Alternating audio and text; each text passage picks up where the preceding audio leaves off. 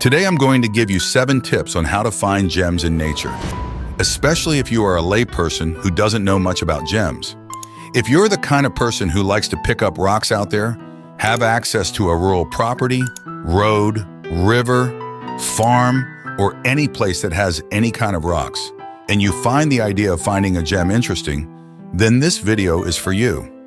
The tips I'm going to show you in this video are very basic but very effective because they can help anyone find gems in nature, even if they don't know much about the subject. But first, let me ask you a question. Did you know that most of the regions with gem potential have not yet been explored? Well, a lot of people would pay a lot of money to know that, because if you figure out how to find gems in nature, there could be a deposit of high-value untapped gems right near you. And that's why I've come up with the best tips to help you get started, especially if you don't know anything or know very little about the subject and want to start this incredible and very healthy adventure that brings us closer to nature. To make things easier for you, I'm going to give you just 7 simple tips to help you find your first gemstone in nature. People usually look for a hobby to pass the time and keep their mind occupied, so if you feel tired, stressed, anxious, depressed, or just don't know what to do with your free time, you should know that gemstone hunting is an excellent alternative therapy that has improved the quality of life for many people around the world. Not to mention the number of people who have changed their lives after finding super rare gemstones. So how do you go about finding some gems? Well, the first tip seems a bit obvious, and it really is. Start by going where the gems are. There is no rule. Anywhere will do. Don't worry for now if it is a beautiful place or not, or if it is the place that has the best gems.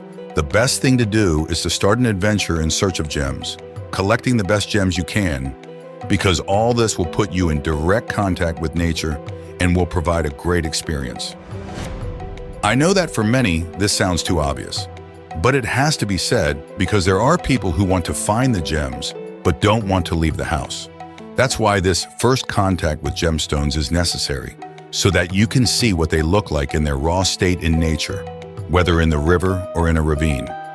The interesting thing here is to touch them, to feel them with your hand, to notice their texture in the earth, and how the types of stones change as you go up or down the hill, or how the earth changes color, so do the stones that are there. This is all part of the personal experience you need to have with the stones, and it will make a big difference when it comes to finding gemstones.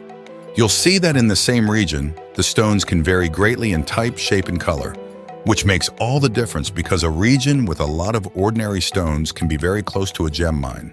This change in stone types, colors, and textures is something you have to experience in person. And even if you don't find any gemstones, the experience and contact with nature alone is worth it for the benefits to your health. Which brings us to the second tip. Don't look for the gemstones directly, look for the signs. Each gemstone has its own signs, also called satellite signs. In other words, these satellites are common stones and minerals that indicate the presence of gemstones in a region. So we can say that for each type of gemstone that can be found in nature, there are specific indicators. And in this case, so as not to make the video too long, I'm just going to mention a few universal indicators that can be used to find different types of gemstones. The first of these is undoubtedly micas and malacachitas, which are these little plates that look like plastic or pieces of broken glass. Very fragile, loose, and flake off very easily. They look very much like fish scales. This type of mineral is found in many mines and gemstone regions. Another stone that is considered common and is found in large quantities, where there are several types of gemstones, is black tourmaline, mainly in association with white quartz. If you find a place with lots of white stones and black specks, it's probably black tourmaline. If you know or have seen a place like this, it could indicate that it's a good place to start looking for gemstones. However, you should pay attention to the following. If you have access to a river and you find stones that are heavier than normal, this is a good indication that this river may also have gemstones. An excellent example of heavy minerals found in rivers are ilmenites and chromites. They're basically a type of material that looks like a very dark piece of iron, but what sets them apart is that they're quite heavy compared to most of the other stones that we find in rivers. So any type of heavy, dark-colored stone that you find in a river already indicates that it's a good place to start looking. In addition, areas with pegmatites and granites in general are also great places to look. Pegmatites and granites are usually found in mountain ranges or in places with small mountains. In general, pegmatites resemble granite, but the difference is that the grains and minerals contained in them are much larger.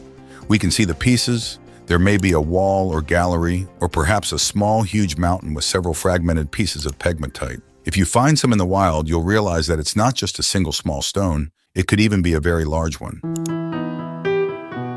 However, if you find one or two or maybe three of these minerals together in the same place, your chances of finding a gemstone there are very high. The third best tip I will give you now is, learn to observe gems so that you don't end up thinking that every stone you find is valuable. Of course, you can take as long as you want. You can't learn everything at once, but if you are interested in finding out if there are any gems hidden in the area where you live, you can start by learning about one stone at a time, learning about the major gemstones first, and over time you'll gain knowledge and learn where these stones are found, what their indications are, and how to find them. But if you want to take a shortcut here on the channel, we have several videos that teach you how to find different types of gemstones, from diamonds to jasper. You can even do some research here on the channel if you want to find a specific stone. Or you can go further and access our ebook on gemology for beginners, where you will find a complete catalog of over 145 minerals. It's an accessible book and it's completely digital, which means you can access it wherever and whenever you want. Now on to the next tip. Don't be fooled by any stone you find. If you found a stone very easily, there is a good chance it is not a very valuable stone. This is quite easy to understand. Think with me. The most valuable gemstones are valued precisely because they are hard to find. They are rare, so if you found a stone very easily, it is a good sign that it is not a very rare stone and therefore not very valuable. But calm down, this is not a rule. If you follow us here on the channel, you know that it is possible. And there are many cases of ordinary people who have found valuable diamonds worth millions of dollars in rivers. Yes, but just as there are very lucky people, you should know that it can sometimes take a prospector 15 to 30 days, maybe even longer, sifting through gravel every day to find a single diamond. In that time, he may sift through more than 2 or 3 tons of gravel to find his first diamond. Of course, if diamonds were so easy to find, they wouldn't be so expensive. But if a stone is hard to find, you should know that this is not a bad thing, because the harder a stone is to find, the more expensive it will be. But where is the best place to look for gemstones? Well, to find that out, you have to do some local research. There is no way to know what kind of gemstones a place has without going there to investigate. Even an experienced geologist has no way to know what kind of stones a place has without doing some research. So you literally have to get your hands dirty. Once you've been in contact with nature, you've felt the textures, you've learned to analyze the stones, and recognize the signs of precious stones that I've mentioned. You're ready to act. I recommend that you take the stones you find, collect as many as you can, whether in a river, on a farm, on a hill, or in the mountains. Then put the collected stones in a bucket and clean them well with water, because it's much easier to identify clean stones. And now comes the next tip, which is to separate the stones by color. Because the color of each stone is determined by its chemical composition, in other words, this will help you identify the stones you already find in nature, and you can also separate the stones by the texture they have. For example, try to find patterns in the stones that have some similar characteristics and separate them all together. When you do this, you'll see how much easier your rock identification process becomes. In addition, if you can mark the place where you found these stones, you can make the identification by location, because some types of stones cannot be found in some places. For example, if you find a green stone in a river, it could probably be a jasper or a green quartz, but it won't be a tourmaline or an emerald, because these two stones are not found in rivers.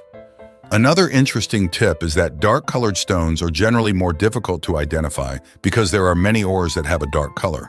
On the other hand, the chance of a dark stone being a valuable stone is much lower. There are few black stones that are really valuable. Speaking of value, one of the things you'll want to know when you find your first gem is whether the stone you found has any value. Well, in this case, the truth is that there is no price scale for gemstones, because each stone is unique in color, quality, and clarity. So there is no way to know exactly what the price of each stone is and how much it is worth. Many people complain because I don't give a table with the value of each gemstone per gram. But the truth is that such a table doesn't even exist. Gemstones are not priced like gold, copper, or silver. Gemstones vary greatly in value, which is why a gemologist must specialize in gem valuation to get an idea of how much a gemstone might be worth. Look at this stone here, for example. It is a seawater. We can see that it's a beautiful piece of jewelry, while this other stone here is also a seawater. It's also very beautiful, but it's considered to be a seawater of inferior quality. Look at the two seawaters, however, they have different values. This is true for any other stone. So don't worry about the value of a stone yet. Worry first about learning to have this contact with nature. Follow each of these steps and these tips because they are really important. But let's say you want to know how much a stone is worth. Well, in that case, I will give you 3 alternatives. The first one is to find an experienced prospector in your area so that he can evaluate your stone. The second and most recommended option would be to consult a geologist or gemologist in your area who will be able to define more precisely what type of stone you have found. Once you know exactly what type of stone you have found, you can negotiate with a jewelry store or mineral dealer. However, if you don't have access to either of the above options, you can access our digital gemology beginner's book, which will teach you how to identify any stone you find in nature with home tests without the need for expensive equipment. And of course, don't expect any single stone to have a very high value. But who knows when your lucky day will come? In terms of odds, it's easier to find a gemstone than it is to win the lottery. So make it your main goal to have fun and relax while walking and hiking in nature. And if you're lucky, you could win a few $1 million by finding a rare diamond. Depending on the country you live in, you might even want to tell us what country you're from. Thanks for liking and subscribing. Watch this video to learn how to search for diamonds for free. Good luck, gem hunters!